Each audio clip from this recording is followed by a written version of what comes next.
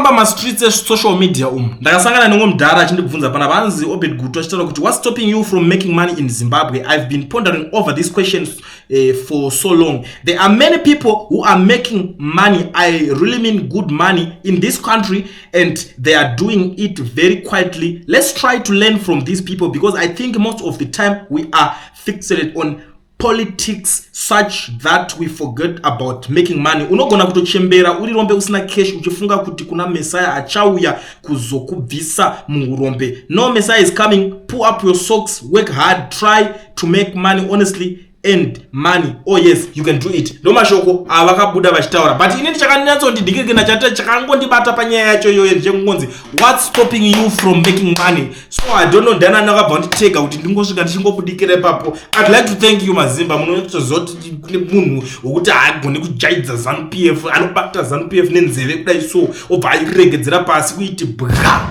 So kana uchingoripo unodedzera kuti pasi neZANU-PF kunge zvandinoita inini. Tanga nekulike this video right now kuitira kuti vaboyikane, vasvote, vasvotwe, vasvodze, I mean whatever zvavanokwanisa kungoita ikokoko, but tiringoti tanga nekulike kuti vaningine. So ndabva ndangouya nerespond yenyaya iyoyi, because inini ndiri munhu wekuti handidi kuwaste time, ndokuda kungoti ga sanzaure kutema ugariri kwemukwasha munyowani. That's all. Tatopedza zvimwe zvese totoita se mozosara muchingoita oya muri kuita, but ndinge ndatotaura nemi ndatopedza ipapa, because hatidi kuti vanhu tipuwe pressure. Not everyone is Chigananda. Not everyone is related to Chigananda. Not everyone ane chingati chiko wechigananda whatever. Anditi right. Pick n Pay shuts Con River branches. Today, Pick n Pay is closing its Dangamvura and Chikanga branches in Mutare. This comes after the company officially decided to stop its operations in Zimbabwe. Experts say the decision is because of the country's difficult economic situation. Icho chipike iyo Pick n Pay ndo yatongo responda vega ndisiri ndadaro asikulendi. Saka zvekuzoya muchitibvunza mubvunzo nhando panapa kuti what's stopping you from making money, mudoti vana vaende kunobera. Imimi vakatarisa zvinhu zvese muri kufunga kuti vana vese ava vasi ready kutsvaga mari, muri kufunga kuti vana vese ava vasi ready kushingirira kuita mabhidhikiri kana zvimwe zvakasiyana siyana zvingangoita kuti vabudirire life yavo ive better. You think so? Muri kufunga kuti mabalance marombere, muri kufunga muri kuedza kuti chi, but kuganza kwakaguta so kwemunhu wekuti iye zvinhu zvake zvinenge zviri right achiconnectwa akufunga kuti everyone anokwanisa kungoconnectwa and everyone anokwanisa kungogananda handiti. Aiwa ngatisadaro Mazimba. No, this is very wrong. It's very bad. Please. Zvinhu izvi hazvisi right, hazviite zvinhu izvozvo. Haikona kubvunza vanhu mubvunzo nhando. Isu titakamirira kuti tikupindurei kuti mimi muri kurarama nekudingirikina. Munoda kuti mwana wanu udze kuchita mabhidhiri ngwavha kuita se economy ngaivhurwe so that people will easily make money. That's all. Kungwavha kunoita easy kana vanhu vacho vachishanda, so that uri kungwavha uchizoti ndikangwavha chakati mwedzi wapera ndakutengesawo madhiri. Vamwe vanoti ndoda kuti kana car dealer vaneta nekutengesa zvikanga zvikata kuzvikorokoro kuti unotengesera ani munhu wacho achatoda kuti anzari kuya donigina. But kana vanhu vachishanda, vanhu vanenge vakasevha, unozoti unongonzoti asha wangu ngati ndigaiso dhiri rakadai, then motoita dhiri zvitopera zvichienda zvakadaro. But not kuti pa situation yakadai so moswera muchitibvunza kuti what's stopping you from making money. Which money are you talking about? Mari chacho chinombonzi mari chacho chimbori chiko kana muri kutaura zvekuZimbabwe kuti mari kunyika yekutoti mari yacho kutoshandamo munde kupocha so. Hapana kana mari yemo. Yemo yacho inotochikisa kutaura nezvayo ndibvunzo kuti nyika yekunzi iyo mari yayo irikutotadza kuti tenga fuel mungirikini. Ko wozotudza mari yekunze uko. What's stopping you from making money? In which country? I think kana pana ne number dzake mungogara mungondibatisawo guys. Number dzangu I think munadzo, kana mune dzemunhu uyo mondibatisawo tombotaurirana. Tombonyatsowonesana kuti chii chiri kuti stop pakuti timeke mari zeMazimba. Because zvakutanga pamwe isusu tiri marombe. Zvakutanga pamwe vanhu tine nungo maZimbabwenzi. Nai guys mune nungo, nai une nungo here wesha Mario. Nai Mzimba une nungo here nai mwangu. So why muri kusiya vanhu vachibvunza mubvunzo yakadai so? Chinhu wani chiri kuti stopa kuita mari chiri kuti tadza kuti mari izanu. Let me repeat this and let it be very clear. Ndati chinhu chiri kutadzisa maZimbabwe kumeka mari izanu nezvigananda zvayo. Ndo zvinhu zviri kuti zanu kumeka mari. Zimbabwe is good. It's a beautiful country. Boze kuti tine ma minerals tine zvese. But chinhu chiri kuti zotadzisa vanhu kumeka mari imomo izanu. ndo response yedu yatinokwanisa kupa ipapo. Why kuti dzanoita zokumeka mari? I think munokwanisa kuningira mapolicies kubva kumapolicies chaicho vari kutoisa antori ma1.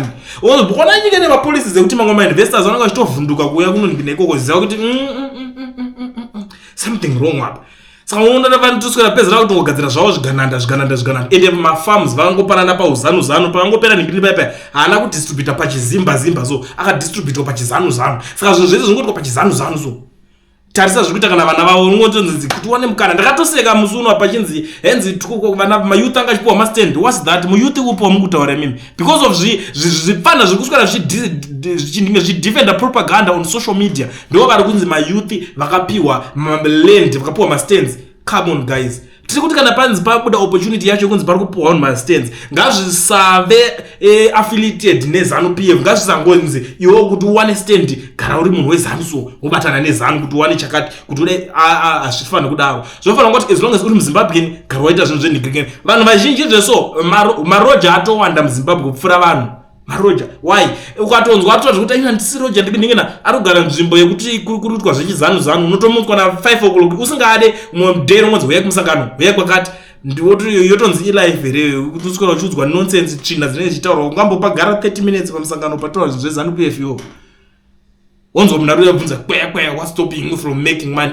Ko unofungodza kuti vanhu ava vakaita sana Pick n Pay haasi ma big business ndo vanhu ukana munhu uchiona business ri business rinomhanya nemamillions. What more munhu atone zero nakana mari hauna sendi obvonzi what's stopping you from making money. Vanhu mamillionaire vari kutiza munyika macho imomo vari kutiza nemabusinesses avo kuti hatichadi kuranira munyika imomo obvonzi what's stopping you from making money in Zimbabwe.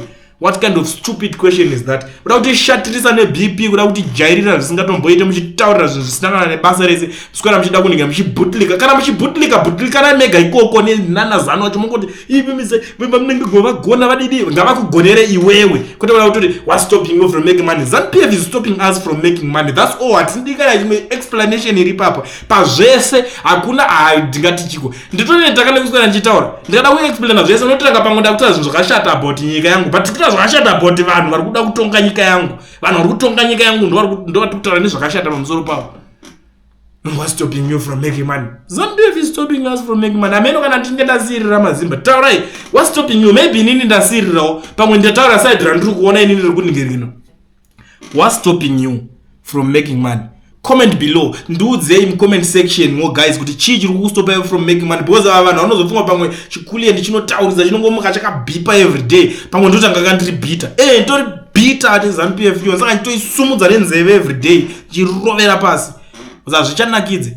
Anyway, kune vari muSouth Africa kana uri muSouth Africa uchida registerwa company yako even if you're outside South Africa uda registerwa company muSouth Africa obvovurwa FNB business account usina work permit kana study permit ungori ne valid passport chete anditi is bata the education research vandaisa nhamba dzavo pa screen up ana Owen vanokuitira chibasa che vakachimaster vakachigona kubva kare zvanyore ende cheap. Usimbomira zvaya zvekukumbira ma accounts evanhu uchisirwa mari ngomufodera akuitire mari yoiswa mu-account mako is like that is ngekutamba draft. So contact him on the numbers that are showing on the screen. FNB business account yako, company registration, zvibaba pakuita zvinhu izvozvo. Ameno iwe pane vanhu vanonetsa futi kana nezve bookkeeping zvezve ngovabata chetewo kuti ndimbonditirewo mana ndiningirikina waiza paraiza nditaure bhozi vanozotadza kurara makungovafonera kasingapere papa.